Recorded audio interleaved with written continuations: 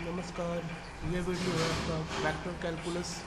इसमें आप पढ़ेंगे grade, curl, divergence, vector identities and this is for exclusively engineering mathematics and graduation students. सबसे पहले ग्रेडियंट के बारे में जानते हैं।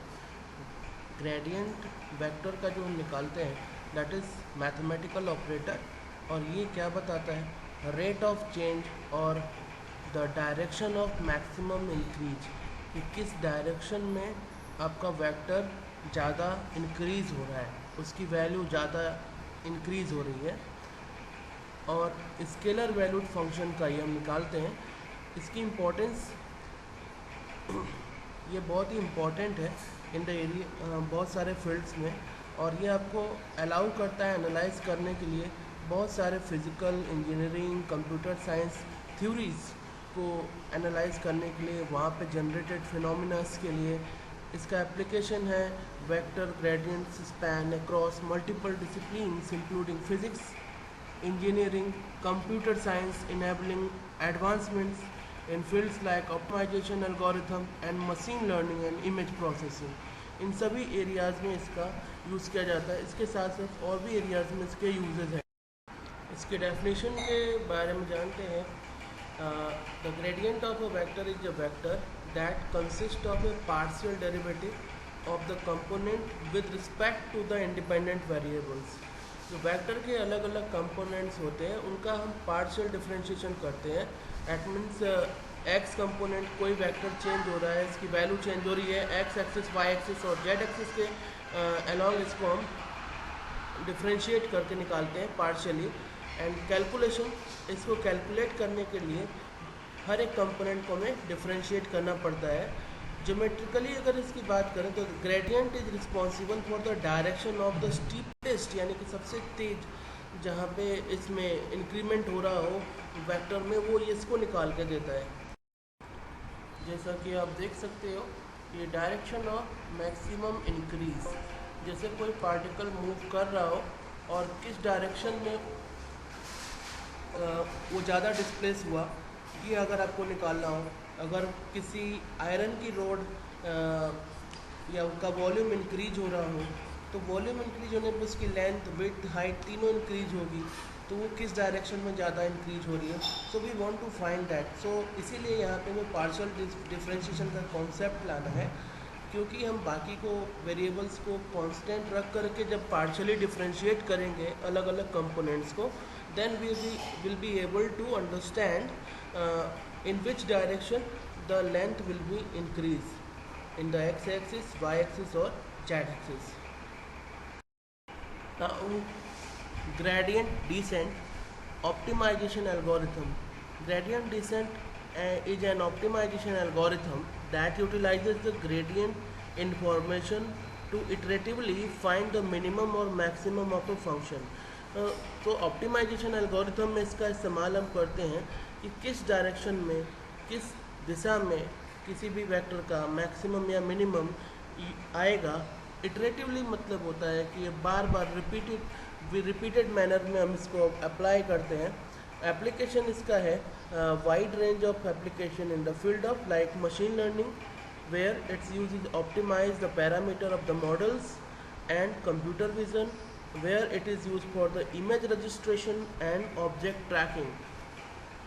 ये कंप्यूटर विजन वाले इसको बेहतर समझा सकते हैं।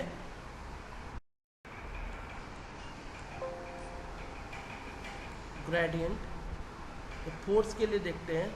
Gradient of a scalar function can represent the force acting on a particle. Particle wise देखें तो फोर्स इस पर कितना लग रहा है, किस डायरेक्शन में ज़्यादा लग रहा है, ये निकालने के लिए हम निकाल सकते हैं।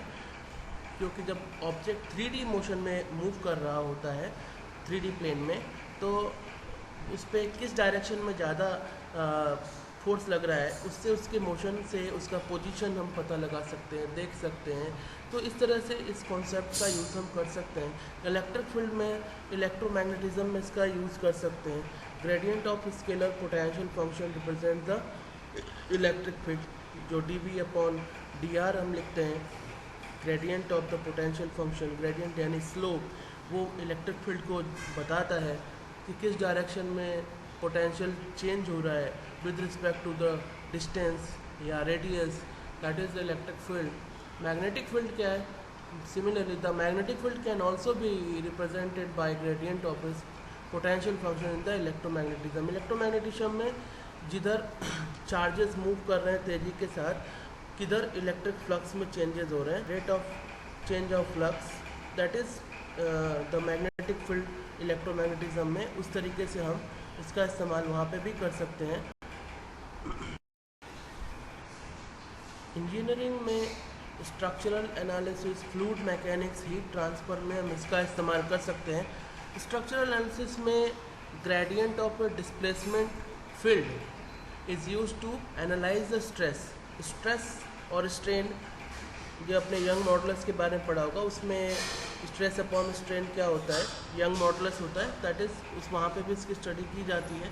फ्लूइड मैकेनिक्स में fluid flow, gradient of the velocity is crucial in determining the pressure and distribution, कि प्रेशर किस एरिया में ज़्यादा होगा, कहाँ पे वॉल्यूम कम है, किस एरिया में प्रेशर ज़्यादा लगेगा या फोर्स ज़्यादा लगेगा, ये आप निकाल सकते हैं। हीट ट्रांसफ़र में the temperature gradient is essential in studying heat transfer processes. Heat transfer के किस तरीके से हो रहा है, कहाँ पे इसका मैक्सिमम इंटेंसिटी होगा, किस तरह से कंडक्शन, कन्वेक्शन एंड रेडिएशन, जो 3 कॉन्सेप्ट है ट्रांसफ़र हीट के, वहाँ पे भी हम इसको एनालाइज कर सकते हैं।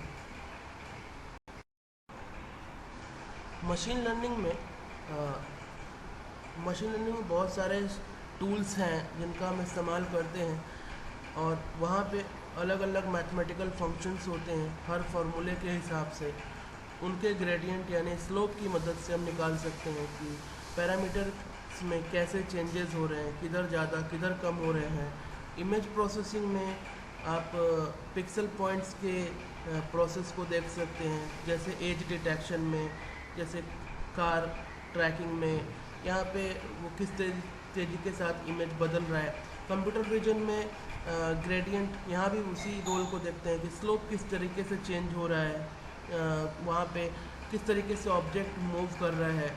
इन चीज़ों को हम ऑब्ज़र्व करके एनालाइज कर सकते हैं मैथमेटिकली। वेक्टर डिफरेंशिएशन में हम अलग अलग कंपोनेंट्स के रिस्पेक्ट में डिफरेंशिएशन करते हैं, एक्स के, वाई के और जेड के रिस्पेक्ट में। तीनों डायमेंशन के रिस्पेक्ट में हम इसको डिफरेंशिएट करना होता है। जैसे एक वेक्टर का एग्जांपल लेते हैं। एग्जांपल fxy है, एक्स स्क्वायर साइन वाई। इसको हम एक्स के रिस्पेक्ट में अलग डिफरेंशिएट करेंगे और वाई के रिस्पेक्ट में अलग करेंगे। तो एक्स स्क्वायर को एक्स के रिस्पेक्ट में करने पर 2x आएगा, और साइन वाई का डिफरेंशिएशन कॉस वाई आएगा। तो ये इसका gradient. Gradient of scalar valued function, अगर मान लीजिए f फंक्शन है x, y और z का, इसका अगर हम ग्रेड निकालना चाहते हैं तो लिखेंगे grad f equal to nabla f df by dx, partial derivative जिसको d by f upon d by x भी पढ़ते हैं, d by f d by x y i, d by f d by y j, d by f d by z k. Note that input f for gradient is a scalar valued function. ये f जो है scalar valued function है और इसको vector बनाया गया है, यानी ग्रेड फंक्शन से हम इसको वेक्टर बना देते हैं। Divergence of a vector field is a scalar valued, और डाइवर्जेंस जब हम निकालेंगे तो ये आपका स्केलर वैल्यूड फंक्शन होगा। डाइवर्जेंस ऑफ f, या इसको डिफाइन करते हैं nebula dot f, df1 by dx plus df2 by dy plus df3 by dz and the curl of a vector field. Curl ये क्रॉस मल्टीप्लिकेशन जैसा है, जैसे हम लोग 12th में मैथमेटिक्स में करते हैं ए क्रॉस बी निकालने के लिए, उसी तरीके से यहाँ पर इसमें del cross f df3 upon dy minus df2 upon dz i, df3 by dx, df1 upon dz j, df2 upon dx minus df1 upon dy k। इसको a क्रॉस b से निकाल सकते हैं। a अगर a1x A1i plus A2j plus A3k हो, B आपका B1i plus B2j plus B3k हो। A cross B हम कैसे निकालते हैं, I और इनटू ब्रैकेट में क्या लिखते हैं, B2C3 minus B3C2 minus J A1 C3 minus A2 C3 plus K A1 B2 minus B2 A1। उसी तरीके से इसको भी निकाला गया है। आप डिटर्मिनेंट इस यूज़ करके इसको भी लिख सकते हैं कंपोनेंट्स को, और just like a cross multiplication यहाँ पे इसको परफॉर्म करेंगे तो ये इसको हम निकाल सकते हैं आसानी के साथ। नेक्स्ट लैप्लासियन स्क्वायर है। ये सेकेंड ऑर्डर पार्शियल डेरिवेटिव होता है। नेबुला को 2 बार ऑपरेट करेंगे किसी भी फंक्शन पे, स्केलर वैल्यूड फंक्शन पे, that will give you scalar valued function, that is the Laplacian square. This is d2f upon dx2, d2f upon dy2 and d2f upon dz2। Laplacian of a vector field अगर हम निकालेंगे तो ये होगा vector field. तो यहाँ लिखेंगे delta f equal to nebula square f equal to nebula dot nebula f equal to d2f by dx2, d2f by dy2, d2f by dz2। It vector quantity, क्योंकि यहाँ जो डार्क एफ लिखा हुआ है ये वेक्टर को डिनोट करता है।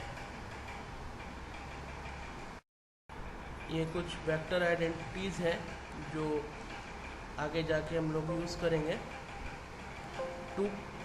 दो अगर वेक्टर है तो a f x plus b g x, a और बी कांस्टेंट है, इसका डेरिवेटिव निकालना चाहते हैं तो जस्ट लाइक अ डिफरेंशिएशन हम यूज़ करेंगे इसको, और ए और बी को बाहर करके उनका डिफरेंशिएशन निकाल देते हैं। D d x of f x into g x, ये प्रोडक्ट रूल वाले हैं। Second function derivative of first plus second first into derivative of second, like that. Gradient की आइडेंटिटीज क्या है, gradient f plus g equal to gradient f plus gradient g. Gradient over c f, c constant है तो c बाहर, gradient of f into g equal to gradient f into g plus F into gradient g. Delta gradient of f upon g, g gradient of f minus f gradient of g upon g square. जैसे हम लोग division rule perform करते हैं differentiation में, वैसे ही यहाँ पे इसको ऑपरेट करना है। And gradient of f dot g होगा f cross del cross g minus del cross g plus g dot del f plus f dot del g. Del means मेरा नेबुला से है, शॉर्ट में इसको बोल रहे हैं। And here g dot del into f equal to g1 df by dx, g2 df by dy plus g3 df by dz।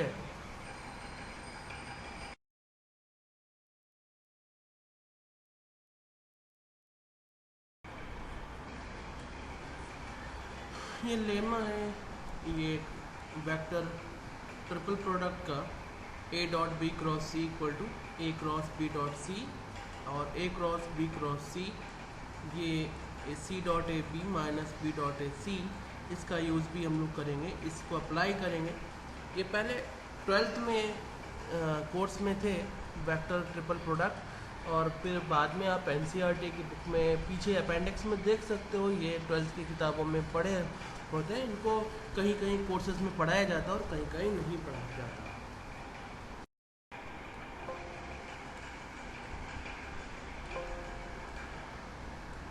अब del you जैसे में निकालना है, इसका क्या फॉर्मूला बनेगा, del d d x i d d y j d d z k on x square. तो ये क्या आएगा 2x आई, एक्स स्क्वायर पे लगाना है तो सिर्फ एक्स स्क्वायर। इसी तरीके से आर स्क्वायर, आर क्या होता है, हम लोग फिजिक्स में पढ़ते हैं किसी भी वेक्टर का पोजीशन दिखाने के लिए एक्स आई प्लस वाई जे प्लस जेड के अगर तीनों डायमेंशन अवेलेबल है तो आर स्क्वायर, आर जो होता है मॉडुलस होता है उस वेक्टर की लेंथ होती है। आर इक्वल टू क्या होता है under root x square plus y square plus z square.